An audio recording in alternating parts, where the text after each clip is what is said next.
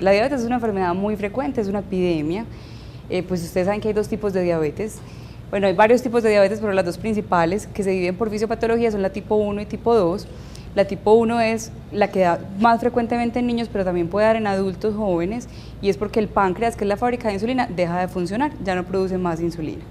Y la tipo 2, el páncreas, que es la fábrica de insulina, sí está produciendo insulina, pero el cuerpo no responde tan bien a esa insulina, y hay una serie de factores que llevan a que haya resistencia a la insulina, que aunque se está produciendo no tiene una buena efectividad, y eso es lo que vamos a tratar de explicar aquí. ¿Listo?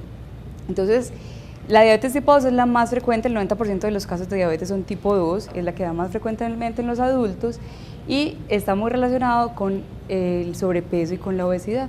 Entonces, por eso es que es tan importante, hacemos tanto énfasis en los cambios terapéuticos del estilo de vida, que eso es muy, muy importante. Entonces, yo siempre le digo a mis pacientes, ¿qué pasa si en el acueducto de la casa de uno se contamina con 2 tarros de azúcar? Eso se forma un pegote dentro de esa tubería, y esa tubería se empieza a tapar, se tapa toda la tubería, ¿cierto? Entonces se supone que un vaso sanguíneo es simplemente como un ducto, es como la carretera del cuerpo, eso es lo que transporta el oxígeno, lo que transporta los nutrientes, lo que transporta los líquidos, ¿cierto? Eso es lo que nutre a todas las células. Entonces cuando uno come, entonces se supone que los vasos sanguíneos son como las carreteras. Estos son los vasos sanguíneos y esas son las células. ¿Qué hace un vaso sanguíneo? Transportar todo lo que necesitamos que llegue hasta las células. Listo.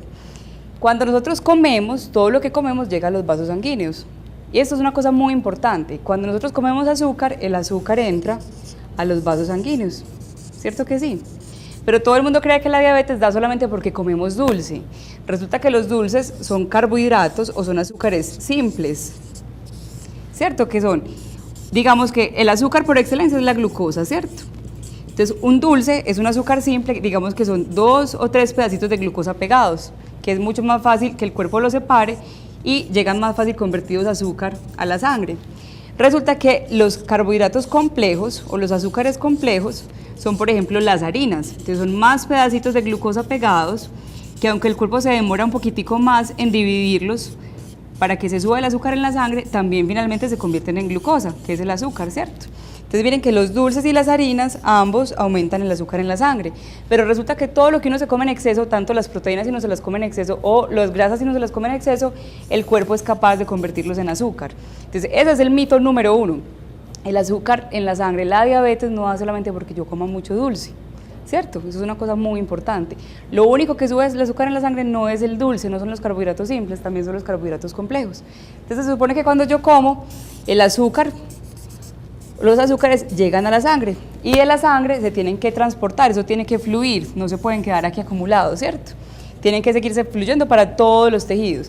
Y del vaso sanguíneo tienen que salir y tienen que ser capaces de entrar a las células, porque las células o los tejidos, los órganos, son los que se lo comen, ¿cierto? Los que se lo gastan como combustible. Resulta que para que el azúcar pase de la sangre hasta la célula, necesitamos que aquí se abran como unas compuerticas. Esas compuerticas tienen una llave, y esa llave se llama insulina. ¿Listo? Entonces, si yo no tengo una buena cantidad de insulina, o si mi insulina no está funcionando bien, no es capaz de pegarse aquí en esas compuerticas. Estas compuertas no se abren, y si esas compuertas no se abren, el azúcar no es capaz de pasar en la célula, entonces no hay nadie quien se lo gaste, y el azúcar se acumula aquí. Y si el azúcar se acumula aquí, entonces ese es el problema, ese es el riesgo, que se van a tapar los vasos sanguíneos. Entonces se tapan los vasos sanguíneos más chiquiticos, esas se llaman las complicaciones microvasculares, que son como los de la retina de los ojos. Los vasos sanguíneos que son microscópicos son chiquiticos, de los millones de pequeños filtros que tenemos en los riñones. Si se tapan los vasos sanguíneos de los riñones, que son los filtros que tenemos, eso va a alterar el funcionamiento renal. Se tapan también los vasos sanguíneos que le llevan la sangre a los nervios, que le llevan la sensibilidad a las piernas. Por eso entonces uno va perdiendo sensibilidad en las piernas, ¿cierto que sí? Los diabéticos que llevan mucho tiempo en progresión de su enfermedad, cuando tienen o se tapan esos vasos sanguíneos chiquiticos que están nutriendo los ojos, que están nutriendo los riñones y que están nutriendo los nervios que llevan sensibilidad a las piernas, van a empezar a tener complicaciones microvasculares, y con el tiempo también se tapan los vasos sanguíneos más grandes. También se empiezan a tapar los vasos sanguíneos más grandes, porque eso es como un pegote que se va adheriendo lentamente hasta que los tapa del todo. Entonces, con el tiempo también eso aumenta el riesgo de que se tapen los vasos sanguíneos del corazón y los del cerebro, y por eso todos sabemos que la diabetes es un factor de riesgo cardiovascular que puede aumentar el riesgo de infarto de miocardio y de los eventos cerebrovasculares que la gente los llama derrames cerebrales, ¿cierto? Porque es un problema de la vasculatura. Entonces resulta que si dijimos que esto se comportaba como un pegote, si un paciente además de tener el azúcar alto también tiene el colesterol un poquito elevado, es como doble pegote, grasita más azúcar en la sangre, doble pegote, se adhiere mucho más fácil a la pared de los vasos sanguíneos. Y es un vaso sanguíneo que está inflamado por dentro, porque una persona fuma, entonces eso inflama por dentro la pared del vaso sanguíneo, o porque la persona es hipertensa, entonces la pared del vaso sanguíneo está remodelada, es una pared que es mucho más fácil a la que se le adhiere el azúcar y a la que se le adhiere los lípidos, o sea, la grasa del colesterol. Entonces eso va haciendo que se cierre el vaso sanguíneo y que tengamos las complicaciones microvasculares. ¿Listo? ¿Está claro hasta acá? Entonces ya vimos que la insulina es la que juega el papel más fundamental en el metabolismo, en cómo el cuerpo procesa el azúcar, ¿cierto? Entonces necesitamos que la insulina esté presente y que la insulina funcione bien para abrir estas compuerticas y que el azúcar entre hasta las células y se lo coma como combustible. Hay varias cosas muy importantes aquí. Una cosa muy importante es que, por ejemplo, solamente el ejercicio, solamente la actividad física es capaz de abrir estas compuertas. Entonces, si yo hago ejercicio físico, los músculos van a ser capaces de atrapar el azúcar, así la insulina no esté por ahí de intermediaria. Entonces, por eso el ejercicio es tan importante para el tratamiento de la diabetes y para el control de la diabetes. Y una cosa muy importante que nos pasa a los adultos y que es una de las causas más frecuentes de la diabetes tipo 2 es que esa insulina no va a funcionar bien si hay grasita que se interpone.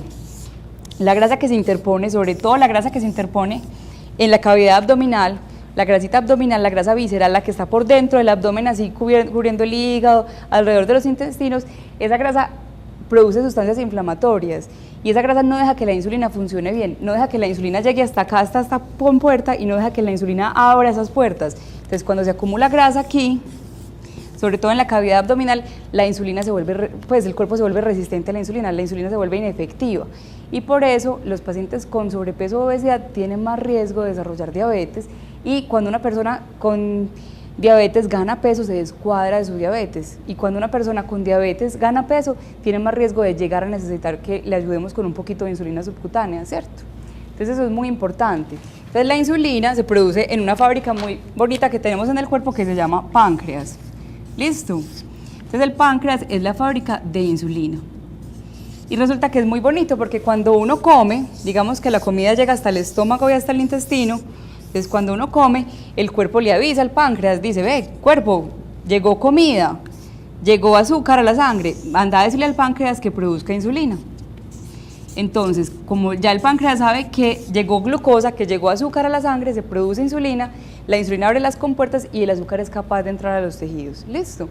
Pero si resulta que el páncreas dejó de funcionar, como le pasa a los niños con diabetes tipo 1, a los pelados, a los niños con diabetes tipo 1, lo que les pasa es que el cuerpo se equivoca y empieza a atacar al páncreas como si fuera algo extraño, produce anticuerpos contra el páncreas y aquí se meten unas células inflamatorias, se mete como unas células de las defensas y lo empiezan a inflamar hasta que lo destruyen progresivamente, hasta que ya inflamadito no es capaz de funcionar y no produce insulina.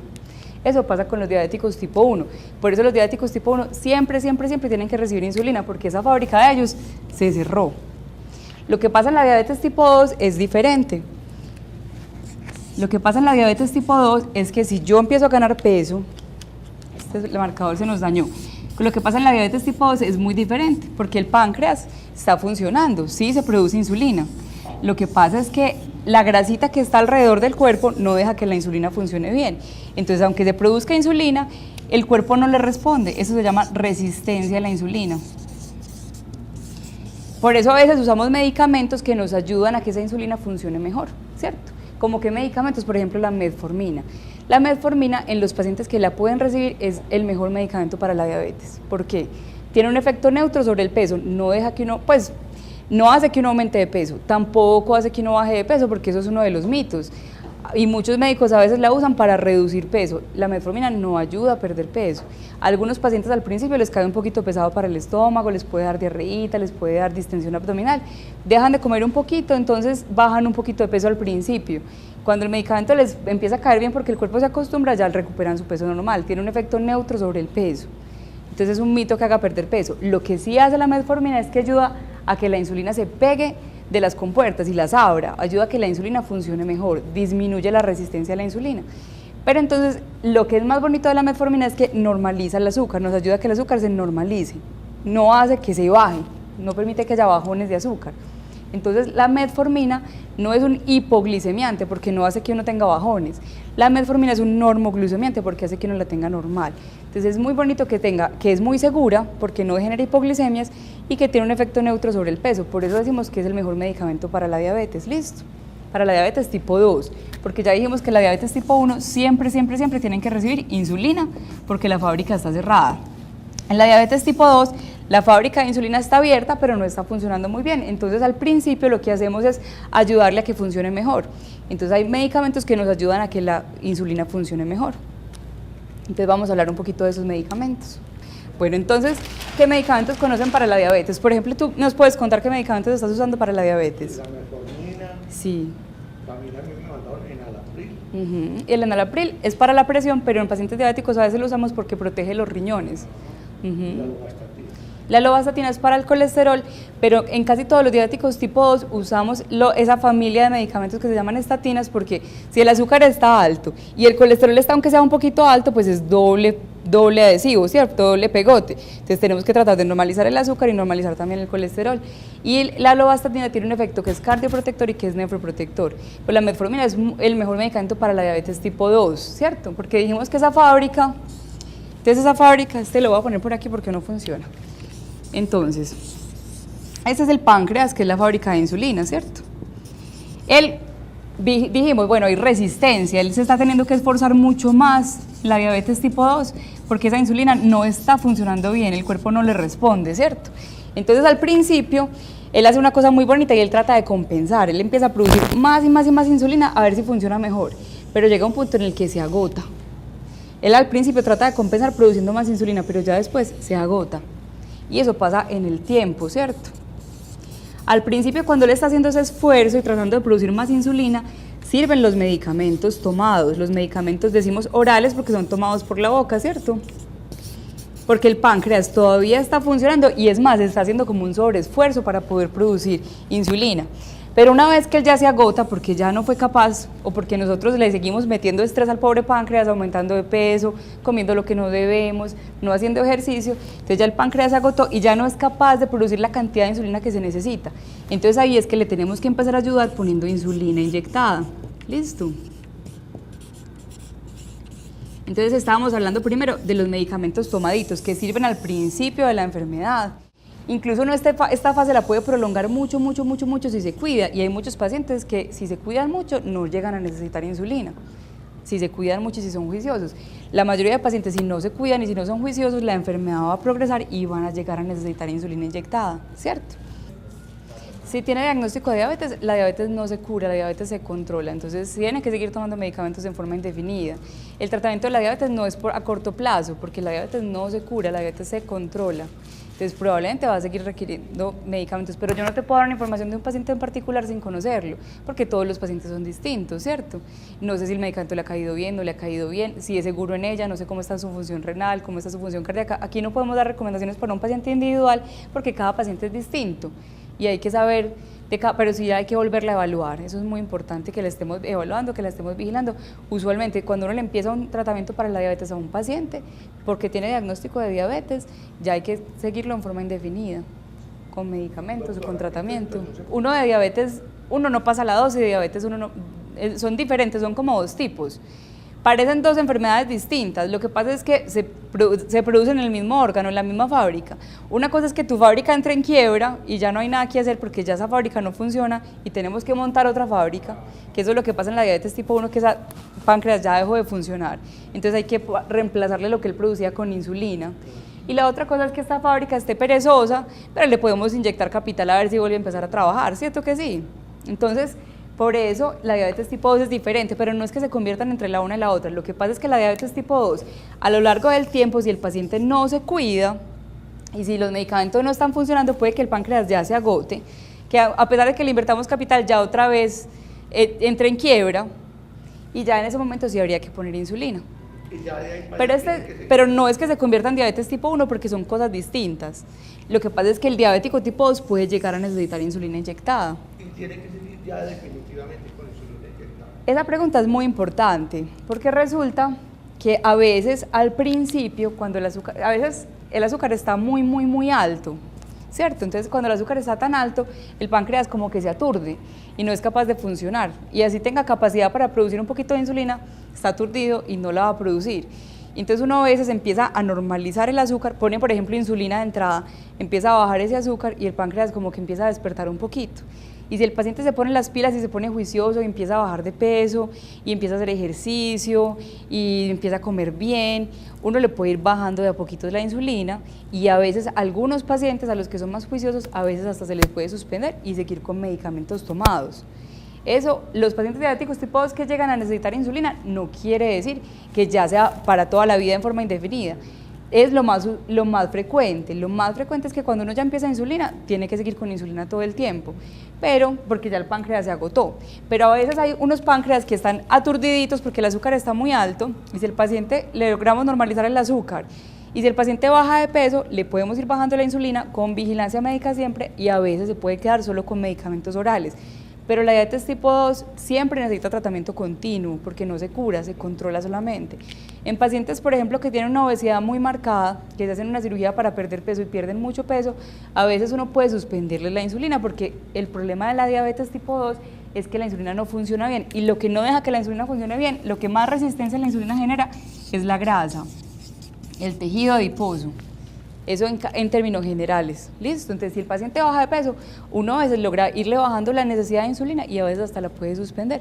No en todos, depende, porque es que no podemos decir, yo no le puedo prometer a alguien que le voy a quitar la insulina porque eso depende de él mismo, de cómo se cuide con la alimentación, de cómo haga ejercicio y también depende de en qué momento de la situación lo cogí, porque si lo cogí aquí y el páncreas todavía tiene algo de reserva y yo lo puedo recuperar, de pronto se le puede quitar la insulina, pero si se cogió aquí, cuando el páncreas ya está completamente agotado, ya es muy difícil que le podamos suspender la insulina, ¿cierto? Entonces eso depende. Y estamos hablando de los medicamentos que sirven para la diabetes, ¿cierto? Entonces, como acá todavía se está produciendo insulina, lo que pasa es que no está trabajando bien, todavía sirven los medicamentos. Entonces habíamos hablado de la metformina, que es uno de los mejores. ¿Listo? Hay otro medicamento que es muy frecuente que se llama la glibenclamida. ¿Qué hace la glibenclamida? Nosotros le decimos que es un secretagogo, o sea, hace que se produzca más insulina, ¿cierto? ¿Por qué? Ella va al páncreas y exprime el páncreas y le dice, páncreas, necesitamos insulina, produzca insulina. Y el páncreas empieza a producir mucho más insulina y produce más insulina todo el día y toda la noche, independiente de que yo esté comiendo o no esté comiendo. Entonces, aunque la glibenclamida es un medicamento muy potente, está en el plan obligatorio de salud, es económico, entonces de los más accesibles, con la glibenclamida hay que tener mucho cuidado. No se recomienda en personas ancianas, porque las personas ancianas tienen más riesgo de bajones de azúcar, que le decimos hipoglicemias, ¿listo? Porque el problema es que él exprime el páncreas para que produzca mucha insulina todo el día y toda la noche, y ese efecto dura mucho tiempo. Entonces, si yo estoy comiendo, está bien, pero cuando yo no estoy comiendo, entonces me pueden dar hipoglicemias. Y la idea de un paciente diabético es que no es que coma todo el día para evitar hipoglicemias, no, uno no puede estar alimentando los medicamentos son para la comida, no la comida para los medicamentos, ¿cierto? Entonces, el problema de la glibenclamida es que tiene un poquito de riesgo de hipoglicemia, no se debe usar entonces en pacientes que tengan más riesgo de que se baje el azúcar, no se debe usar en pacientes ancianos, ni en pacientes con enfermedad renal, ni en pacientes pues que tengan dificultades en el acceso a los alimentos, por ejemplo.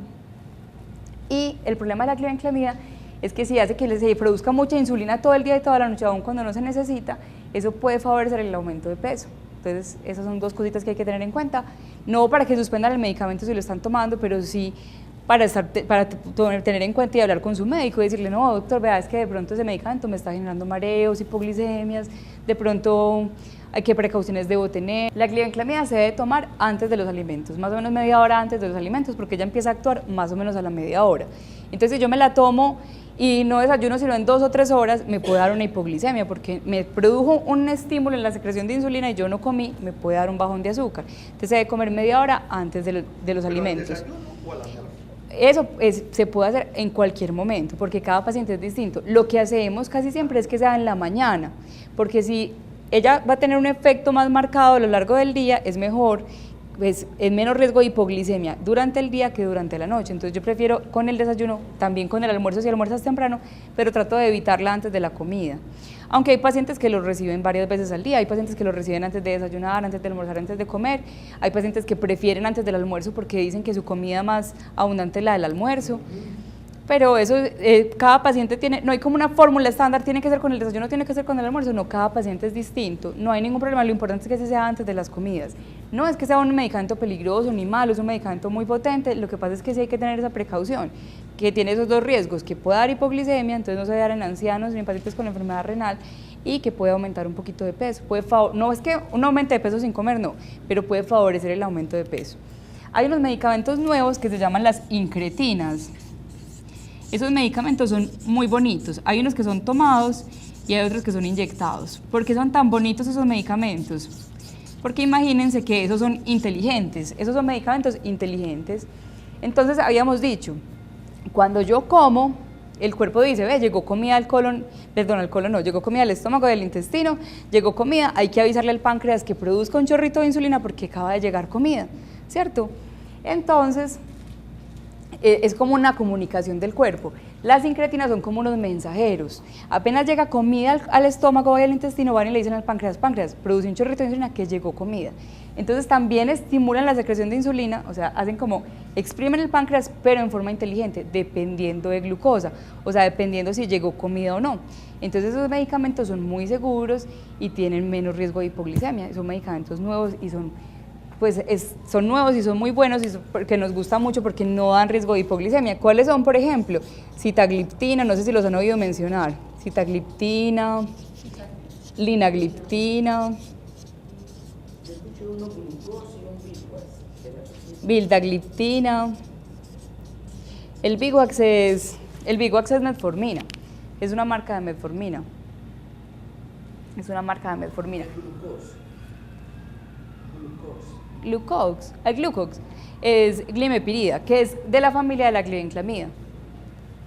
¿Pero ustedes son mejores esos? No, todos son muy buenos, son diferentes estrategias, es distinto para cada paciente, ¿cierto? Todos los pacientes son distintos, por eso es muy importante que cada uno siga sus controles, siga su vigilancia médica, porque ojalá la medicina fuera así tan fácil como una recetica de cocina que uno dice, le vamos a poner estos y estos medicamentos y se cuadran, no, con cada paciente es distinto y por eso es muy importante la vigilancia médica, porque todos los pacientes tienen como cosas distintas, ¿cierto? Tienen condiciones distintas.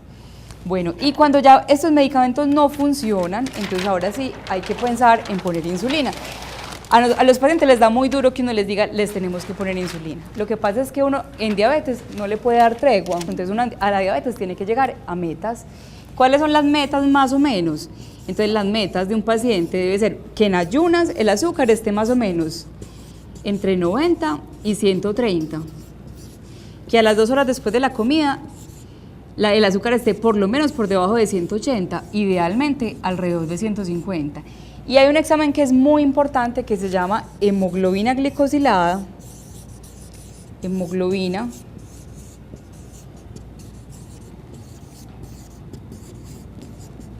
Entonces ese examen tan importante que se llama hemoglobina glicosilada, ese es el más importante. Los pacientes diabéticos siempre se lo tienen que hacer cada 3 meses, listo.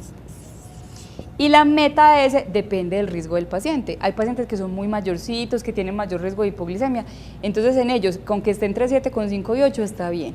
En la mayoría de pacientes jóvenes, sin tanto riesgo de hipoglicemia y sin riesgo cardiovascular, lo que queremos es que ese examen esté entre 6,5 y 7%. Ojalá alrededor de 6,5, pero sin hipoglicemias, o sea, sin bajones de azúcar, ¿listo? ¿Cómo se define una hipoglicemia en un diabético? O sea, un bajón. Hay gente que se mantiene en 200, entonces cuando está en 100 ya se siente maluca. Eso se llama una hipoglicemia relativa, pero no es peligrosa para el cerebro y uno tiene que tratar de que el cuerpo se acostumbre. Es como cuando uno empieza a hacer ejercicio que le duelen todos los músculos. Eso es incómodo, pero eso no es malo, eso es bueno. El cuerpo se tiene que ir entrenando, se tiene que preparar, uno por eso no puede parar, ¿cierto? La hipoglicemia peligrosa, un bajón de azúcar peligroso es por debajo de 70, ¿listo? Entonces eso es muy importante que ese número se lo aprendan. Por debajo de 70 no queremos tener el azúcar porque eso es peligroso, porque el azúcar tiene que estar normal, no puede estar bajito, porque el azúcar bajito es peligroso para el cerebro, porque el cerebro solamente come azúcar. Entonces si uno tiene el azúcar muy bajito, empieza con mareo, con malestar, con temblor. Si se deja bajar más el azúcar, uno puede empezar a perder como el estado de conciencia, la gente puede perder la conciencia, puede convulsionar y uno hasta se puede morir de un bajón de azúcar. Entonces las hipoglicemias las tenemos que evitar a toda costa. O sea, la gente antes decían, a usted le dan hipoglicemia, si usted se pone insulina, es que eso es normal. No, eso no es normal. Ahora tenemos que evitar al máximo la hipoglicemia y esa es una de las metas de tratamiento de la diabetes, evitar la hipoglicemia. Porque nosotros llamamos a eso como un efecto en U. ¿Por qué se llama un efecto en U? Porque el azúcar, para que una persona esté bien, el azúcar debe estar en este rango normal. Si el azúcar está muy bajito, se aumenta la mortalidad, se aumenta la posibilidad de morir. Y si el azúcar está muy alto, también se aumenta la posibilidad de morir. Entonces el azúcar tiene que estar normal. No puede estar ni bajito ni alto, tiene que estar normal. ¿Listo? Entonces las hipoglicemias hay que evitarlas a toda costa. Esta es la meta en la mayoría de pacientes. Hay pacientes que, por ejemplo, los que están más viejitos, que uno no los quiere llevar hasta acá porque le da más riesgo, le da más preocupación que vaya a ser una hipoglicemia. Entonces hay gente a los 80 años, está bien que esté en 8%. Si uno tiene 30 años, debe tener 6,5. Si uno tiene 40 años, debe tener 6,5, pero sin hipoglicemias. En personas de 80 años uno no se pone tan estricto porque es más peligroso que ellos hagan bajones. Entonces en personas de 80 años, con que ese número esté en 8% está bien, pero ese examen es muy importante. Entonces uno tiene que llegar a estas metas.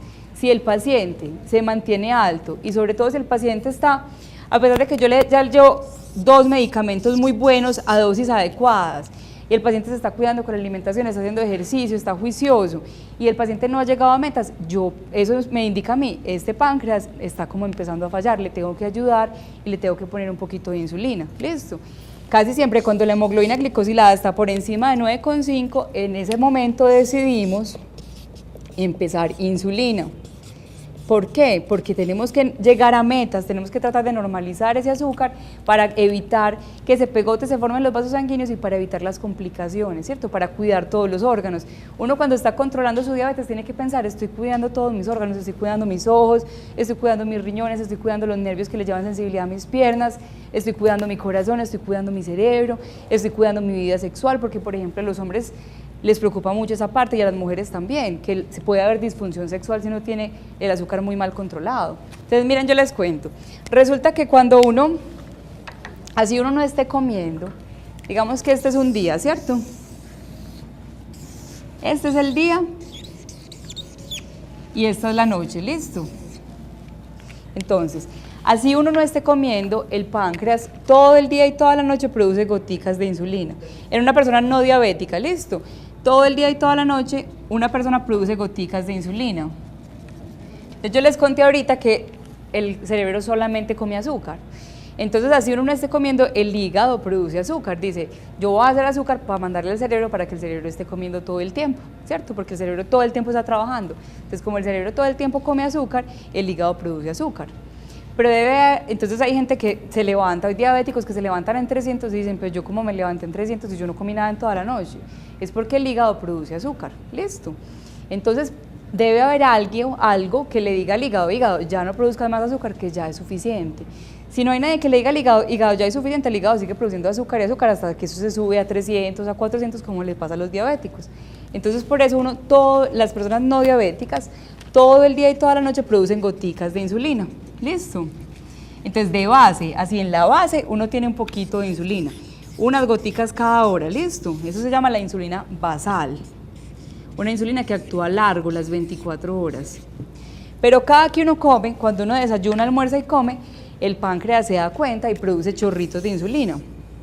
Yo desayuno, yo almuerzo y yo como, produzco chorritos de insulina, desayuno, almuerzo y la comida. Hay gente que come todo el día, entonces cada que come un chorrito de insulina.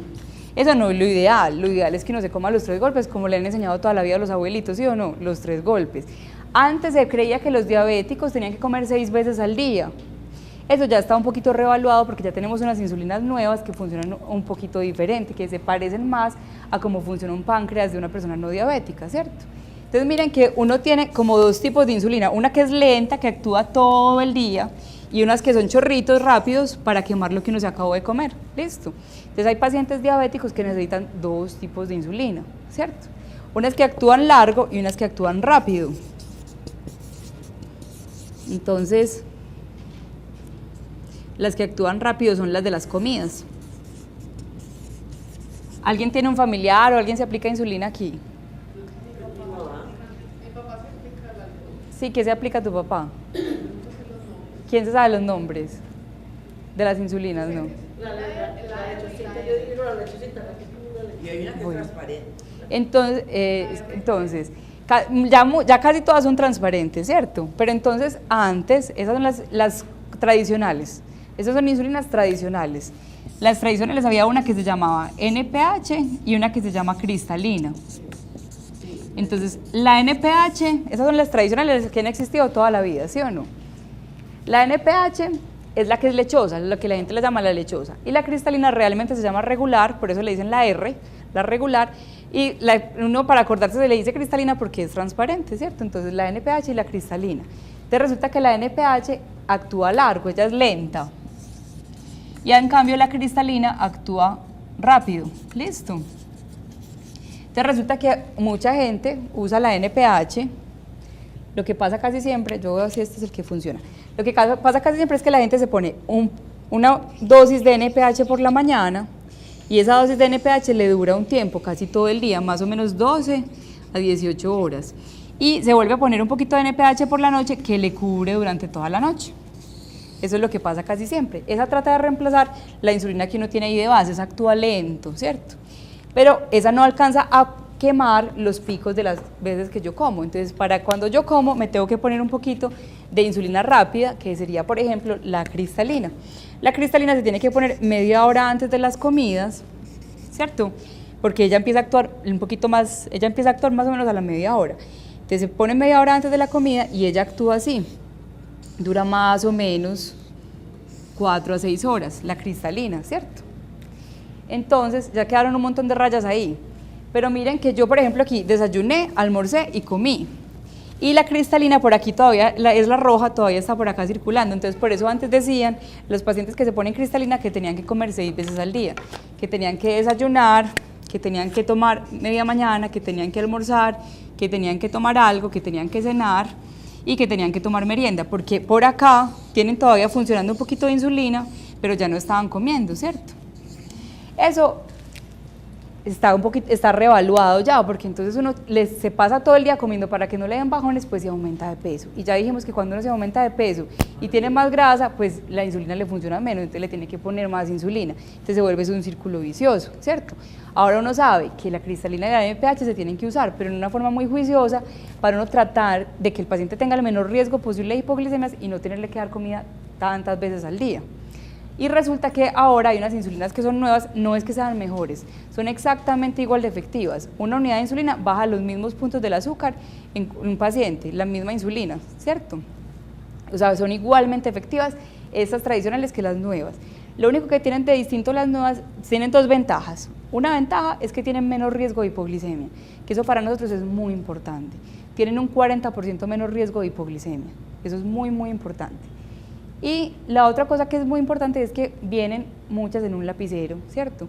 Y esos lapiceros nos facilitan mucho la aplicación de la insulina. O en un cartuchito que uno se lo introduce en un lapicero con una aguja muy chiquita, que aquí me trajeron unas muestrecitas, y esas agujas son unas agujitas, si quieren no sé si las conocen. Esas agujas deben ser, ojalá, de 4 milímetros, porque las agujas de 4 milímetros son las mejores, porque se sabe que queda en la piel, que queda subcutáneo, que no queda en el músculo, porque las que son muy largas, a veces uno se inyecta la insulina en el músculo, entonces ahí en el músculo no funciona tan bien.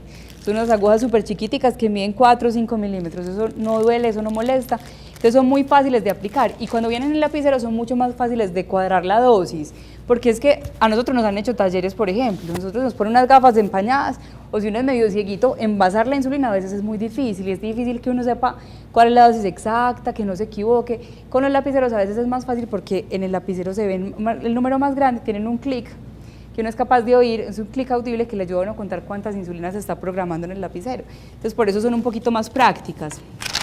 Entonces yo les voy a contar, ay gracias, Entonces habíamos dicho que uno necesitaba dos tipos de insulina, unas largas, ¿cierto? Y otras rápidas, ¿cierto? Entonces, ahora hay unas insulinas nuevas. Yo no sé si han oído hablar de una que se llama Lantus, como de lenta, esa también es larga. Y hay una que se llama Levemir, que esa también es larga. Y esas actúan más o menos esta dura más o menos 18 o 24 horas y esta dura más o menos 24 horas. Entonces esa casi siempre uno se la pone una vez al día y le dura para las 24 horas. Se tiene que poner siempre la misma dosis, a la misma hora, perdón, siempre se tiene que poner la misma hora, porque si yo hoy me la pongo a las 8 y mañana me la pongo a las 10 de la mañana, me quedo 2 horas sin esa insulina que es larga, ¿cierto? Esa se debe poner siempre a la misma hora, pero casi siempre se pone una sola vez al día. Y de esas insulinas nuevas hay unas que son muy rápidas, que se llaman ultra rápidas, que actúan más parecido al chorrito de insulina que produce el páncreas normalmente, que es, empiezan a actuar a los 5 minuticos, entonces se ponen 5 minuticos antes, y solamente duran 4 horas. Entonces, como solamente duran 4 horas, por aquí cuando yo no estoy comiendo, no tengo insulina de la rápida actuando, entonces no tengo que tomar ni media mañana, ni algo, ni merienda. Entonces eso me ayuda a cuidarme con la alimentación, me ayuda a que no me aumente de peso y me ayuda a que yo tenga un mejor control de la diabetes. Listo. Entonces de las insulinas nuevas que son ultra rápidas, se llaman ultra rápidas porque no se demoran media hora a actuar como la cristalina, sino 5 minuticos antes para actuar. Esas insulinas ultra rápidas, de las nuevas hay una que se llama Humalog, hay una que se llama Apidra y hay una que se llama Novo Rápido. Sí, y vienen más. Entonces, esas insulinas... Hola. Una preguntita me devuelvo un poquito al enemigo. En su práctica del día a día con los pacientes, realmente, ¿qué tan 24 horas o qué tan 12 actúa el enemigo? Porque eso es un parangón ahí que finalmente no sabemos.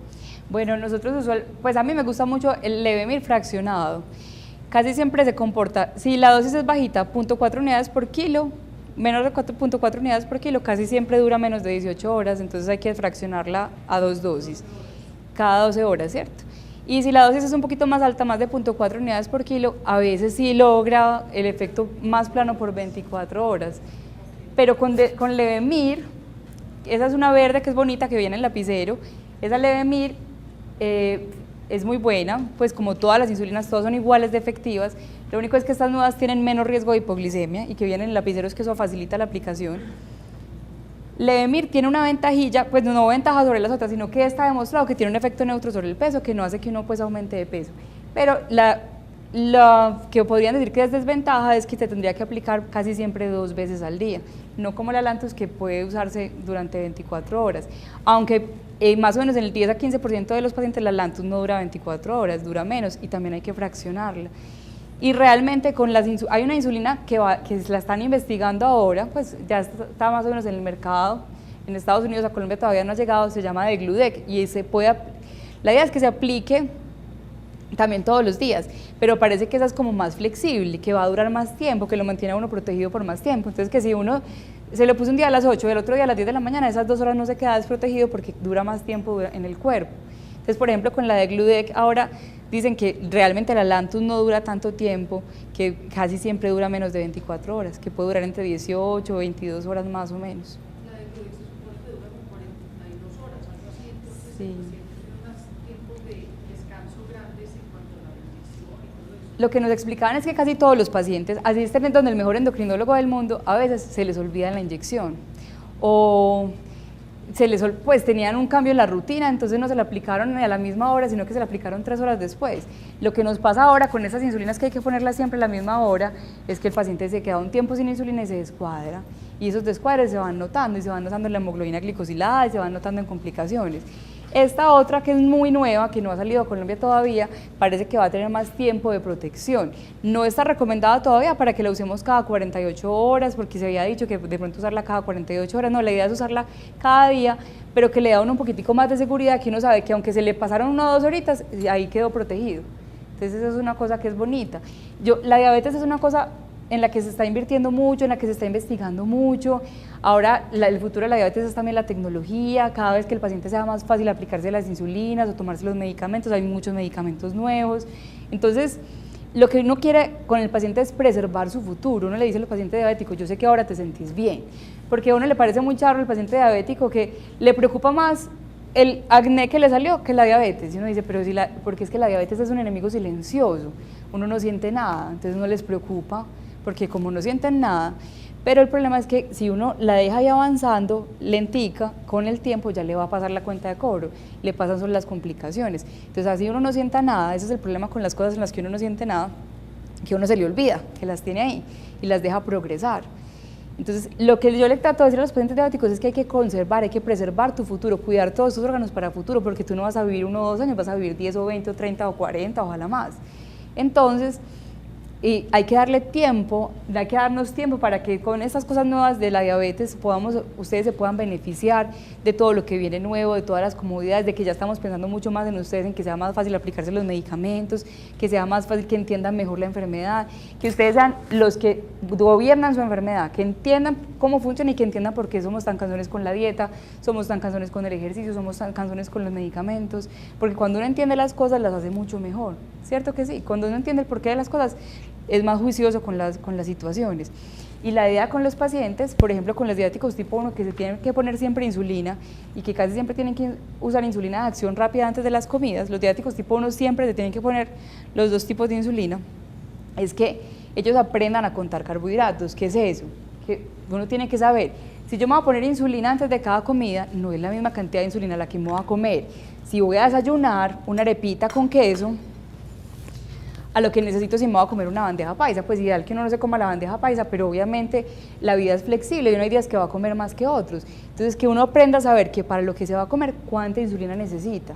Y la idea con los pacientes diabéticos es que aprendan eso, que dirijan ellos mismos la enfermedad, porque la diabetes es muy variable. El problema de la diabetes es que es una enfermedad muy compleja porque depende de muchas cosas, del estado de ánimo, que si le dio una infección, que si le dio un virus, que si se fue por una fiesta, que si está en vacaciones, las mujeres que si están en la menstruación, que si están en embarazo, todo eso hace que cambie las necesidades de insulina. Entonces para nosotros es súper importante que el paciente esté muy consciente, muy comprometido con la enfermedad, que la entienda muy bien y que nos ayude a hacer ajustes.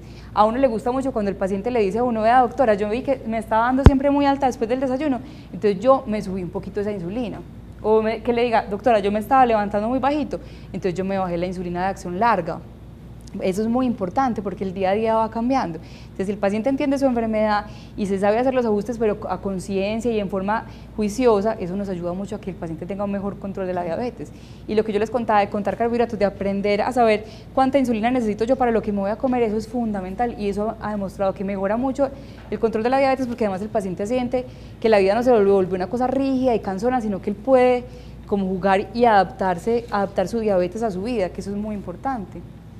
Y la vida a la diabetes, ¿cierto? A veces en los pacientes diabéticos tipo 2, que todavía tienen su fábrica funcionando, pero que está un poquito más perezosa, que le estamos ayudando, solo usamos un tipo de insulina. Usualmente empezamos la insulina basal, la que está ahí de base. Y según si vamos llegando a metas o no, definimos si hay que adicionarle estas rápidas o si solamente con la basal y medicamentos tomados se va a controlar. Pero lo importante no es, nosotros no hacemos eso a capricho, a este paciente le vamos a poner insulina, no, este paciente le vamos a poner insulina para que llegue a metas, eso es lo más importante. Entonces los pacientes, uno les dice, te va a poner insulina y lloran, le dicen a uno, me va a quedar ciego, eso no es verdad. A uno lo deja ciego la diabetes, y la diabetes mal controlada. La insulina no lo deja ciego, porque es que la insulina es una hormona que uno mismo produce. A los que le ponemos es a los que les están dejando de producir, ¿cierto? Entonces eso es muy importante, eso no lo deja ciego. No es que cuando uno le ponen insulina es que se va a morir, es que los órganos ya están muy malos, es que la diabetes ya está muy avanzada, es que es una diabetes muy grave, no. Hay niños que desde que nacen, desde que son bebés necesitan insulina. Y no es que estén más graves. Yo cuando a mis pacienticos diabéticos tipo 1, jóvenes, muy jóvenes, les mando siempre a que busquen la tarea en internet, qué gente famosa es diabética. Ellos me traen un montón de cosas en la tarea, me dicen Halle Berry, que es la de Tormenta, la de los hombres X, la de los X-Men, Sharon Stone es diabética tipo 1, hay un atleta de Australia que siempre se gana el hombre de hierro, el Ironman, que es un triatlón, todos los años se lo gana y es diabético tipo 1. Hay grandes deportistas, grandes músicos, hay muchísima gente que es diabética y que hace su vida normal, solo que es juicioso con su vida, es juicioso con su diabetes y no llega a las complicaciones. Es que la diferencia entre un paciente diabético que se controle, que se cuide de su enfermedad, y el que no se controla y no se cuide, se le olvida que es diabético, son las complicaciones. Entonces eso es muy importante. ¿Tienen alguna duda? Yo le pregunto que cuando a las personas se le baja el azúcar, ¿qué es? Eso es súper importante. Entonces, cuando una persona tiene, uno los ve que están en 60 la glucosa, ¿cierto? Y aquí Clara me puede ayudar también mucho con eso. Entonces, uno ve que tiene 60 la glucosa y se comen un pastel, un buñuelo, una salchicha, un chorizo y un brownie. Entonces, de 60 se van para 500 y trumpa a la clínica. Esa no es la idea. La idea es que uno se coma algo rápido y algo que esté disponible, fácil y que sea sencillo. Y una cosa que uno no tenga que masticar, digerir, tragar, porque mientras que hace todo ese proceso, el azúcar se demora más en subirse. Entonces, se supone, nosotros le decimos la regla del 15. La regla del 15 es muy importante, porque entonces, si el azúcar está por debajo de 70, uno se tiene que tomar 15 gramos de carbohidratos. Entonces, ¿qué son 15 gramos de carbohidratos? Una cosa que es muy fácil. En medio vasito de agua, 3 cucharaditas de las cafeteras de azúcar. Cada cucharadita son 5 gramos, entonces yo le echo 3, los disuelvo bien y que se lo tome rápido. Y eso es una cosa que es sencilla y que uno no tiene que masticar, digerir, no, eso se absorbe mismo y le sube el azúcar rápido. Y a los 15 minuticos se tiene que volver a chequear con la glucometría. ¿Qué más puede ser? Es muy bueno que sea algo líquido, porque algo líquido pasa rápido, uno lo absorbe rápido. Entonces puede ser medio vaso de gaseosa normal, no dietética, porque tiene que tener azúcar, medio vaso de jugo, ¿cierto? Las papeleticas, por ejemplo, de miel también es importante. A veces les enseñan a los niños que les froten un poquito de la miel sin que los vaya a morder pues en la lengua o en la garganta, en el paladar, perdón. Que me dice Clara, además de 15 gramos. De pronto, 3 confites. de glucosa, no sé si todavía existan a la mano, pues estén a la mano en el comercio, no sé, pero bueno, los 3 sobrecitos de azúcar, malo, si no tengo un líquido, Sí. 3 sobrecitos de azúcar es que el paciente debe tener siempre en su bolso, dulce y líquido. Y líquido. Agua, que es muy importante porque igual les da mucha sed también, pero Y para que le pase rápido. Un confitico, deben ser más o menos, es que un confitico tiene menos de 5 gramos, yo creo, de carbohidratos. 2 o 3 confiticos. En Locatel a veces se acaban, pero en Locatel venden tabletas de glucosa, que son como si fueran pastillas. Y en Estados Unidos venden también. Vienen de 4 y de 5 gramos. Ustedes ya saben que necesita 15, o sea que le tienen que dar 3. Eso casi siempre disuelto en agua o tragado así rápido. A uno le gusta mucho lo líquido porque lo líquido hace que pase más rápido. Es que mientras que vos te masticas una cosa y llegas hasta allá, se demora para subir el azúcar. Eso sí, el paciente está consciente y puede comer. Incluso a veces si está muy bajita, dicen que si está por debajo de 50, acuérdense que por debajo de 70 siempre es peligroso. Si está por debajo de 50, no deben ser 15, sino 30 gramos de carbohidratos. O sea, no 3 cucharaditas, sino 6 cucharaditas. ¿Listo? Para que se suba rápido, porque eso necesitamos que se suba rápido. Eso sí el paciente se puede comer. Si el paciente está porque eso es una cosa muy importante. La hipoglicemia es muy grave y uno se puede morir de una hipoglicemia. Entonces la hipoglicemia, si a mí nunca me dan hipoglicemia, si me da una, el cuerpo mismo me avisa, dice, ¿qué es eso tan raro? Yo le tengo que avisar porque ella se puede morir y le avisa a uno. Hay pacientes diabéticos que les están dando muchas hipoglicemias, les dan 2 o 3 hipoglicemias a la semana. Entonces el cuerpo dice, esto como que para ella es normal, yo no le voy a volver a avisar. Y son las hipoglicemias inadvertidas y esas son muy peligrosas, porque si yo estoy en 70 y me doy cuenta, yo hago algo para corregirme, me tomo algo, ¿cierto? Y ahí mismo se me sube. Pero si yo estoy en 70 y no me doy cuenta, me dejo bajar hasta 50. Y si aún en 50 el cuerpo no me ha avisado, me dejo bajar hasta 30. Y si yo estoy dormido, me quedo dormido. Y si nadie se da cuenta que yo estoy sudando inconsciente, me muero. Entonces, esas hipoglicemias inadvertidas son las más peligrosas. Entonces, hay gente que le dice, no, pues que doctora, pues que yo no siento nada. Eso es peor, porque quiere decir que está haciendo muchas hipoglicemias, tanto que ya el cuerpo hasta le dejó de avisar. Entonces, si el paciente está inconsciente, pues uno no le puede dar comida porque se le ahoga. Entonces hay pacientes, los que tienen mucha insulina y que tienen mucho riesgo de hipoglicemia, los pacientes con clivenclamida que están haciendo hipoglicemias, yo les quito la clivenclamida porque está haciendo un evento adverso, ¿cierto? Los pacientes con insulina que están haciendo muchas hipoglicemias hay que ajustarle la insulina, ¿cierto? Pero hay pacientes que tienen alto riesgo de hipoglicemias y que siguen haciendo muchas, que son muy variables, o los pacientes que tienen insulina, así en esquema intensivo, que son 4 inyecciones de insulina al día o que se ponen mucha insulina, siempre les mandamos una cosa que se llama glucagón. está en el plan obligatorio de salud, o sea que si ustedes se ponen insulina o tienen a alguien que se ponga insulina, pídanlo porque esa se puede entregar. Eso es como tener un extintor en la casa. Pues yo no estoy pensando que yo me vaya a incendiar ni que mi carro se vaya a incendiar, ojalá que no, pero yo tengo que tener ahí el extintor, ¿cierto? Así es el glucagón. Lo ideal es que les entreguen la ampollita prellenada, o sea, la ampollita ya lista para inyectar y uno la guarda en la puerta de la nevera. Aquí las EPS casi siempre la están entregando en un polvito que uno la tiene que reconstituir, la tiene que preparar. Pero la idea es que uno tenga eso siempre a la mano, porque si la persona que uno quiere o uno mismo pues tiene un bajón de azúcar con inconsciencia y le dan comida, pues se ahoga, entonces tiene que ser y no le funciona. Si está con inconsciencia, le tienen que poner esa inyección intramuscular y se pone la inyección. Eso es para casos de hipoglicemia con inconsciencia, entonces le ponen la inyección en la nalga o en el deltoide, aquí en este músculo, y eso es como una medida de emergencia, eso lo rescata, le sube el azúcar rápido para que él esté consciente y pueda comer. Entonces eso es muy importante, eso es como tener el extintor en la casa. Y cuando la persona suda mucho, pues que es diabética que suda mucho. Lo que pasa es que siempre, bueno, pues si es que suda, a veces las personas con sobrepeso y obesidad sudan un poquito más porque tienen más piel, tienen más glándulas sudoríparas y la piel está más en contacto y en roce. Pues la sudoración puede ser por muchas cosas, las personas que están en la época perimenopáusica también sudan más.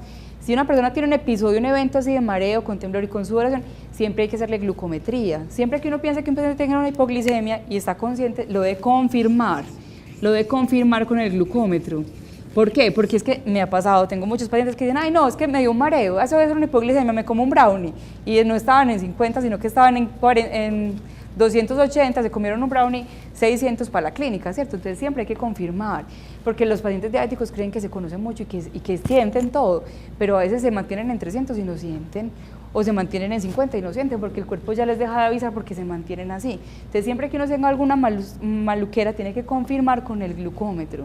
Eso es muy importante, porque uno no puede pensar que es hipoglicemia sin confirmarlo, porque a veces es otra cosa, o se le bajó la presión, o se le subió la presión, o tiene un virus, entonces siempre hay que confirmarlo bioquímicamente, listo. Eso es muy importante.